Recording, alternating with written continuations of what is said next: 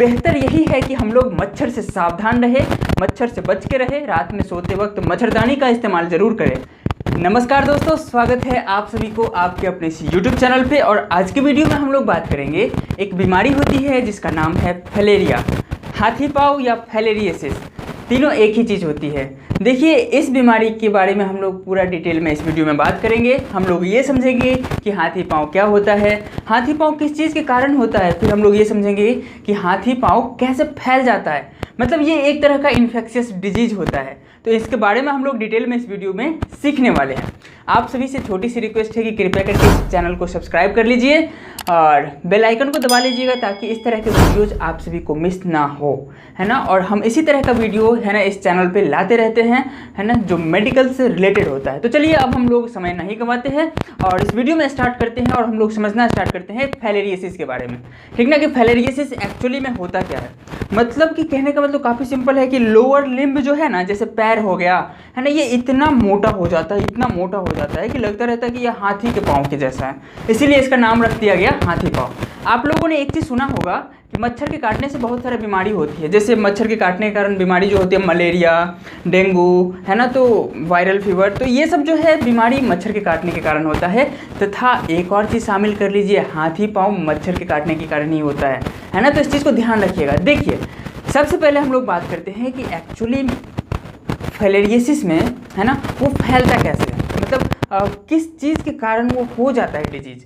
कहने का मतलब काफ़ी सिंपल है, वो कीटाणु विषाणु ये होता क्या है, तो ध्यान से समझिएगा। एक वर्म होता है जिसका नाम है वाउचेरिया बैंक्रॉफ्टी, एक कैटेगरी हुआ। एक दूसरा कैटेगरी होता है वाउचेरिया मेलेई, वाउचेरिया बैंक्रॉफ्टी और वाउचेरिया मेलेई, मतलब ये दोनों वर्म के कारण एलिफेंटियासिस होता है, कहने का मतलब हाथी पाँव हो जाता है। तो ये दोनों वर्म रिस्पॉन्सिबल होता है इस चीज़ के कारण, ठीक ना। चलिए, अब हम लोग बात करते हैं कि अगर बॉडी में ये आ गया, है ना, एक मच्छर होता है जिसका नाम है फीमेल क्यूलेक्स मस्क्यूटो, है ना। देखिए, काफ़ी सिंपल है, जो मच्छर होता है ना, वो फीमेल मच्छर ही आदमी को काटता है। फीमेल मच्छर को मतलब अपना एग ग्रो करना होता है, जिसकी वजह से उसको वार्म ब्लड की आवश्यकता होती है, तो वो इंसान को आके काटता है या दूसरे जानवर को भी काटता है ब्लड सक करने के लिए। वो फीमेल मस्क्यूटो होता है। मेल मच्छर कभी नहीं काटेगा, क्योंकि वो फूलों के रस पे फीड करता है, उसको ज़्यादा आवश्यकता ब्लड की होती ही नहीं है, इसीलिए मेल मच्छर नहीं काटता है।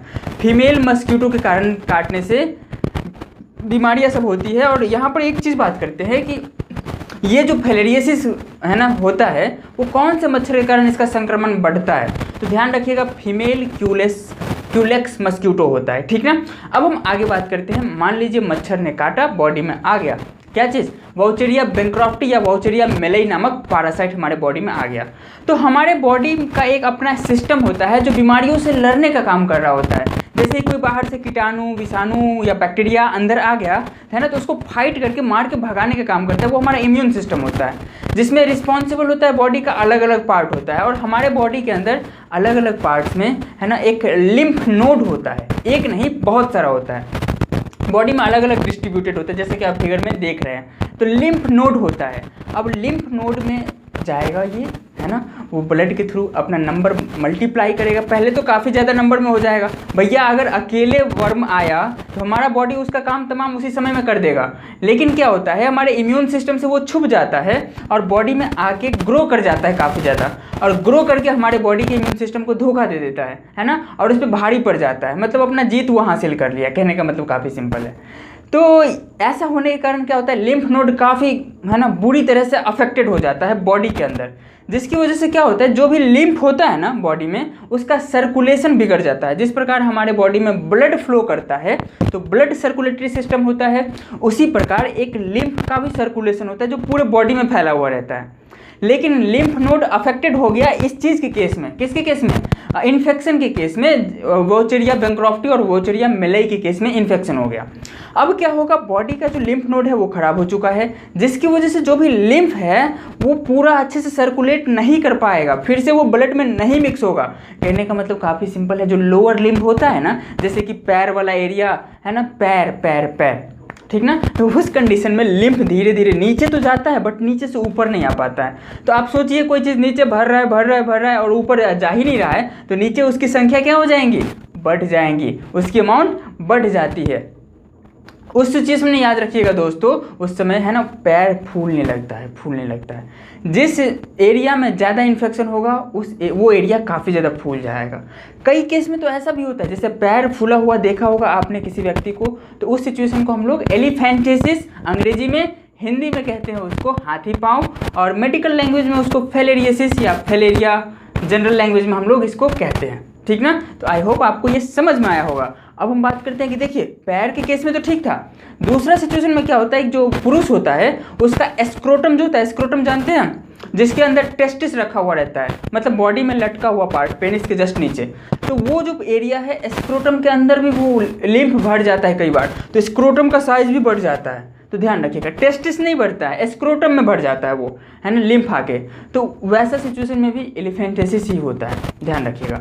मान लीजिए कोई ऐसा व्यक्ति है जिसको एलिफेंटिसिस है और एक व्यक्ति यहाँ पे है और उसको कोई मच्छर काटा और वो मच्छर दूसरे को जाके काट लिया, तो उस सिचुएशन में हो सकता है उसको भी हो जाएगा। क्योंकि देखिए यहाँ पर ब्लड में फिलेरियल वर्म बहुत सारा होगा, यहाँ से निकला उसके बॉडी में चला गया तो उसको भी इन्फेक्शन हो जाता है। लेकिन ध्यान रखिएगा उसी दिन पता नहीं चलेगा, है ना। इसका इनक्यूबेशन पीरियड जो होता है ना, इनक्यूबेशन पीरियड का मतलब होता है कि जिस दिन इन्फेक्शन हुआ उस दिन से लेके लक्षण प्रकट होने के बीच का जो काल होता है, बीच का जो समय होता है, अवधि होता है, उसको हम लोग इनक्यूबेशन पीरियड कहते हैं। और वो लगभग 1 साल का होता है। मतलब 1 साल पहले किसी को मच्छर ने काटा था इस तरीके से, फेलेरियल वर्म अंदर आया था बॉडी में, और 1 साल के बाद उसका लक्षण प्रकट होगा कि पैर फूलने लगा इस तरह से।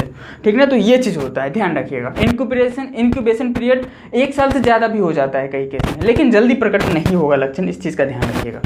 तो बेहतर यही है कि हम लोग मच्छर से सावधान रहे, मच्छर से बच के रहे, रात में सोते वक्त मच्छरदानी का इस्तेमाल जरूर करें, मस्क्यूटो नेट का इस्तेमाल जरूर करें। भले ही हाँ थोड़ा सा गर्मी लगेंगी आपको, बट बीमारियों से सेफ रहेंगे। और हमारा एक ही काम है कि बीमारी से जितने, देखिए बीमारी के बारे में जितना ज़्यादा आप लोग जानते रहिएगा उतना ही तरीका आपको पता रहेगा, है ना, कि इस बीमारी से हमको कैसे बचना है।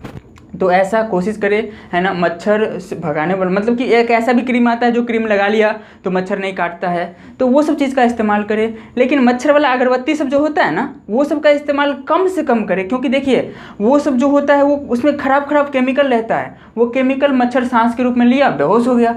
भैया वो मच्छर था, उसके शरीर में जाएगा, वो बेहोश हुआ है, क्या वो केमिकल धुआं के थ्रू हमारे शरीर में भी तो जा रहा है ना, तो उसमें नेगेटिव इफेक्ट पड़ता है। इसीलिए आप लोग कोशिश करें मस्क्यूटो नेट का इस्तेमाल करें रात में। और ज़्यादातर मच्छर तो रात में ही काटता है ना, ऐसा थोड़ी ना कि दिन में हमेशा काटते ही रहता है। ठीक ना। तो ध्यान रखिएगा। तो फिलेरियासिस के केस में हम लोगों ने ये बात किया। दोस्तों अब बात करते हैं कि इसका सिम्टम क्या क्या होता है। सिम्टम तो बात कर लिया ना, पैर फूल जाएगा, है ना। अब हम लोग बात करते हैं इसका डायग्नोसिस क्या क्या होता है, कैसे किया जाता है। तो सिंपल है, बॉडी के किसी भी पेरिफेरल पार्ट से ब्लड निकाला जाता है और उस ब्लड का सिंपल सा माइक्रोस्कोप से टेस्ट किया जाता है। तो माइक्रोस्कोप में देखा जाता है तो फिलेरिया का जो वर्म होता है वो आसानी से दिख जाता है। तो इस तरह से हम लोग पता कर लेते हैं। हम लोग क्या जो लैब में काम करते हैं वो लोग पता करते हैं। तो आई होप आप सभी को ये फिलेरिया के बारे में समझ में आया होगा। ओ ठीक ना। और इसमें देखिए एक और लक्षण होता है, जैसे कि बुखार आएगा, दर्द आएगा, बॉडी में सूजन रहने लगेगा, मतलब पैर फूल जाएगा। तो ऐसा सिचुएशन सब देखने को मिलता है। इसका बहुत सारा ट्रीटमेंट अवेलेबल होता है, ये ठीक भी हो जाता है। कई केस में तो ऐसा हो जाता है कि लोगों को सर्जरी करवानी पड़ती है, मतलब जनरल मेडिसिन से ठीक नहीं हुआ तो उसको सर्जरी, मतलब काट के उसको लिम्फ को बाहर निकालना, है ना, वहाँ के अंदर के सूजन को बाहर निकालना, उस वैसा कंडीशन तक भी पहुंच जाते हैं लोग। इसीलिए सावधान रहिएगा आप सभी लोग, मच्छर से बच के रहिएगा। आई होप आप सभी को फिलेरियासिस हाथी पाँव समझ में आया होगा। हम आपसे मिलते हैं इसके जस्ट नेक्स्ट वीडियो में, तब तक लेते हैं आपसे विदा। फाइनली चैनल पे नए हैं तो सब्सक्राइब कर लीजिएगा। Bye bye.